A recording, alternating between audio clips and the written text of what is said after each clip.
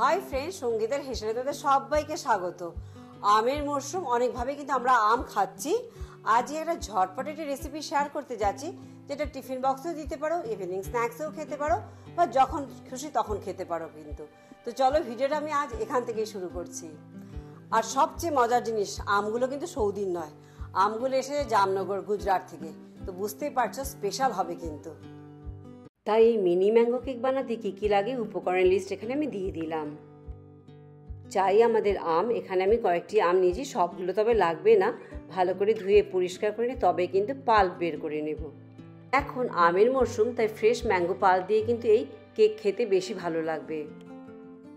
Pulp তৈরি হয়ে গেছে, তবে আমের মরশুম না থাকলে আর খেতে ইচ্ছে করলে ক্যান ম্যাঙ্গো পাল্প দিয়ে কিন্তু বানানো যেতে পারে।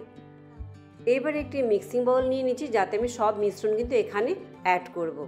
এখানে মেজারিং কাপ হাফ কাপ নিয়ে নিচ্ছি। প্রথমে আমি এখানে চিনির গুঁড়ো ব্যবহার করছি। শুকনো ইনগ্রেডিয়েন্টস আগে দিয়ে দিচ্ছি, তবে ওয়েট ইনগ্রেডিয়েন্টস মেজার করতে সুবিধা হবে আমার। দিয়ে দিচ্ছি half cup fresh mango pulp, যেটা বানিয়ে নিয়েছিলাম সেটা দিয়ে দিচ্ছি এখানে। একই পরিমাণে দিয়ে দিচ্ছি হাফ কাপ দুধ, রুম টেম্পারেচারের দুধ কিন্তু দিচ্ছি, ফ্রিজের ঠান্ডা দুধ কিন্তু এখানে ব্যবহার করছি না আমি। দিচ্ছি 1/4 কাপ ভেজিটেবল অয়েল। সব ওয়েট ইনগ্রেডিয়েন্টস আগে আমি একটু হুইস্কারের সাহায্যে ভালো করে মিশিয়ে নিচ্ছি এখানে। যেহেতু আমি চিনির পাউডার ব্যবহার করেছি, তাই মিশতে কিন্তু খুব একটা সময় নেবে না। একটু মিশিয়ে নিয়ে এবার এখানে কিন্তু আমাদের ড্রাই ইনগ্রেডিয়েন্টসগুলো মিশিয়ে দিতে হবে। এবার ড্রাই ইনগ্রেডিয়েন্টসও কিন্তু আমি ডাইরেক্ট এখানে অ্যাড করছি না, একটি স্ট্রেইনারের সাহায্যে কিন্তু স্ট্রেইন করে নিয়ে তবে কিন্তু অ্যাড করব। এখানে 1 কাপ অল পারপাস ফ্লাওয়ার দেবো, 4 চামচের 1 চামচ বেকিং পাউডার আর 1/4 চা চামচের বেকিং সোডা, আর দেবো 1/4 চা চামচের ফুড কালার। তবে এখানে ড্রাই ফর্মে দিচ্ছি, তোমাদের কাছে ফুড কালার লিকুইড ফর্মে থাকলে কয়েকটি ড্রপস দিয়ে দিও, তবে টোটালি কিন্তু অপশনাল। তবে অ্যাড করলে কিন্তু কালারটা বেশ রিচ আসে, দেখতে বেশ ভালো লাগে। এবার একটি হুইস্কারের সাহায্যে ভালো করে সব ইনগ্রিডিয়েন্টস কিন্তু আমাদেরকে মিশিয়ে নিতে হবে। দেখতে হবে যেন কোনো লাম্প না থাকে এতে। খুবই ঝটপট বানানো, খুবই টেস্টি একটি রেসিপি কিন্তু, আর তেমনি কিন্তু গন্ধে ভরপুর।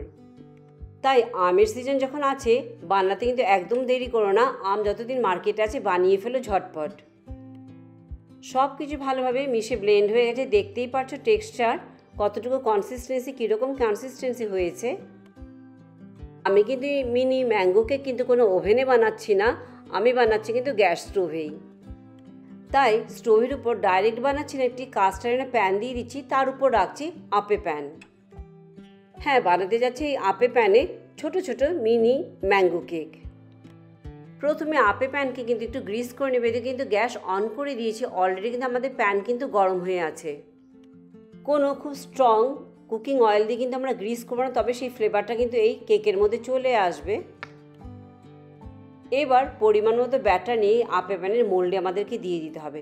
তবে খেয়াল রাখতে হবে পুরো মোল্ড কিন্তু ভরে দেবো না, কারণ বেক হওয়ার পরে কিন্তু ফুলে উঠবে, স্পেস রাখতে হবে আমাদের।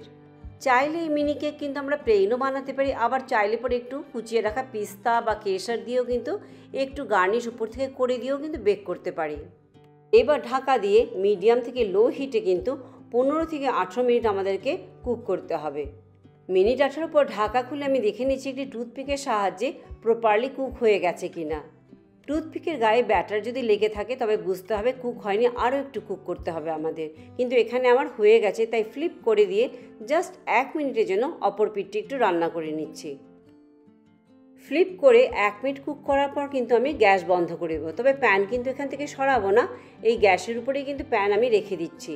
মিনিট 5 পর আপে প্যান থেকে এবার একে একে এই মিনি ম্যাঙ্গো কেকগুলোকে সার্ভিং প্লেটে তুলে নিচ্ছি। দেখতে যেমন কিউট, তেমনি কিন্তু সফট হয়েছে, তেমনি কিন্তু খেতেও স্বাদ।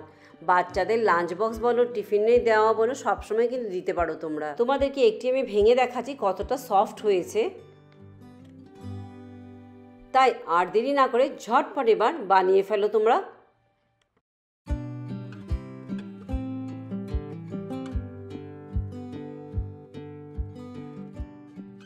জাস্ট এরকমও খেতে ভালো লাগে, বাট আইসক্রিমের সাথে কিন্তু বিভৎস ভালো লাগে।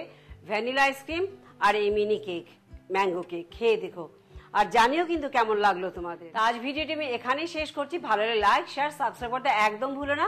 পরে আবার অন্য কোনো ভিডিও নিয়ে তোমাদের কাছে চলে আসবো। সবাই ভালো থেকো, চলো বাই বাই।